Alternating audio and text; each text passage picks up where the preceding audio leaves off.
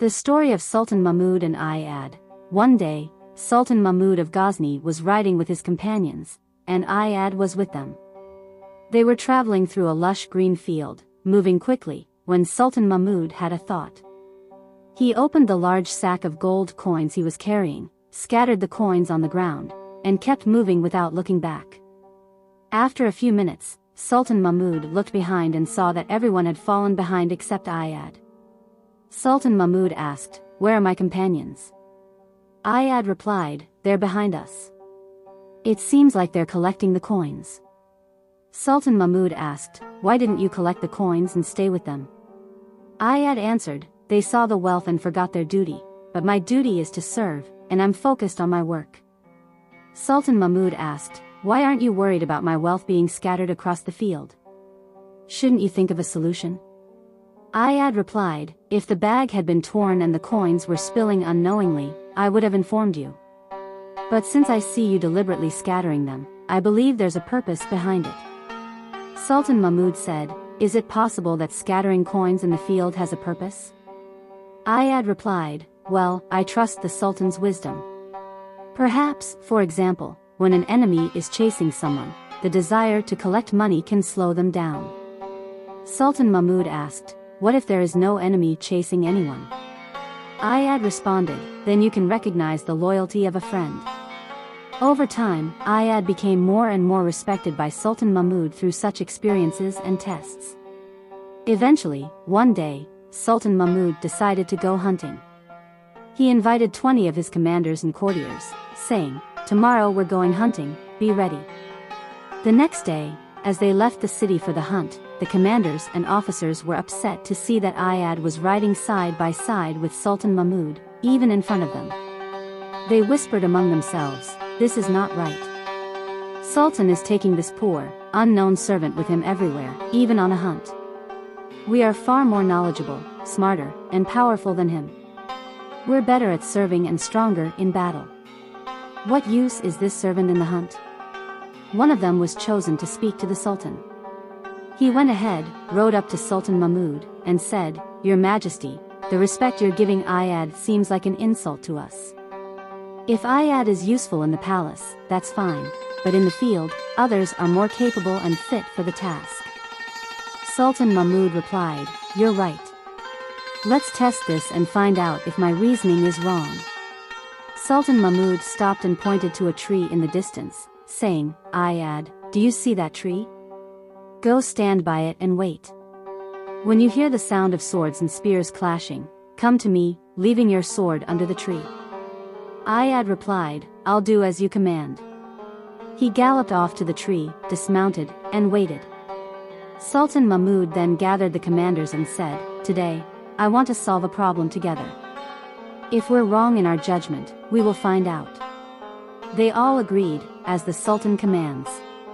Sultan Mahmoud continued, "I consider all of you dear and equal in my eyes. But, to be clear, I want you to choose one person from among you whom everyone trusts, someone who is honest and reliable. This person will represent you all." They chose the oldest and wisest among them, the one who had brought the message to the Sultan. Sultan Mahmoud said to him, "You are now the representative of the 20 commanders. Let's move 50 steps away from the rest and begin." The chosen representative and Sultan Mahmoud stepped away, and Sultan Mahmoud said, "Do you see the caravan in the distance? Where is it coming from?" The representative hurried to ask the caravan leader, returned quickly, and said, "Your Majesty, the caravan is coming from Khorasan." Sultan Mahmoud asked, "Didn't you ask where it's going?" The representative replied, "I didn't." Sultan Mahmoud said, "Very well, stay here." Then he called another commander and asked, "Do you see the caravan? Go find out where it's headed." The commander rode off, asked the caravan leader, and returned quickly, saying, "The caravan is coming from Khorasan and is headed to Hijaz." Sultan Mahmoud asked, "Did you find out how many people are in the caravan?" The commander replied, "I didn't ask." Sultan Mahmoud said, "All right, stay here." He did this with several commanders, sending each one to ask about the caravan, but none of them asked all the questions Sultan Mahmoud had wanted answers to. Finally, Sultan Mahmoud asked, "Now, I will ask Ayad to come. When he arrives, we will continue. When Ayad arrived, Sultan Mahmoud said, "Do you see the caravan? Where is it coming from and where is it going?" Ayad quickly responded, "The caravan is coming from Khorasan and heading to Hijaz." Sultan Mahmoud asked, "How many people are there?" Ayad replied, "There are 170 men and 10 women." Sultan Mahmoud asked, "Are they traders or travelers?" Ayad replied, "Some are travelers, heading to Makkah, while the majority are traders." Sultan Mahmoud asked, "What are they carrying to Hijaz?" Ayad answered, "They are carrying Khorasani silks, carpets, stoneware pots, pistachios, almonds, and dried fruits." Sultan Mahmoud asked, "When did they leave Khorasan?" Ayad replied, "They left on the 7th of Rajab. They've been traveling for 2 months and spent a week in Ray for trading." Sultan Mahmoud asked a few more questions, and Ayad answered them all. Sultan Mahmoud said, "Very good. Where is your sword?" Ayad replied, "I left it hanging on the tree." Sultan Mahmoud said, "Go get it. We are leaving soon." After Ayad left, Sultan Mahmoud turned to his commanders and said, "I want to speak now. You questioned my reasons for favoring Ayad, and you saw the results of the test. You were 20 commanders, and Ayad was just a servant. I sent each of you to inquire about the caravan, while Ayad didn't know. But you all gave incomplete answers. Everything Ayad asked, you could have asked too, but you didn't. He did what he could and did it thoroughly. I'm not blaming anyone.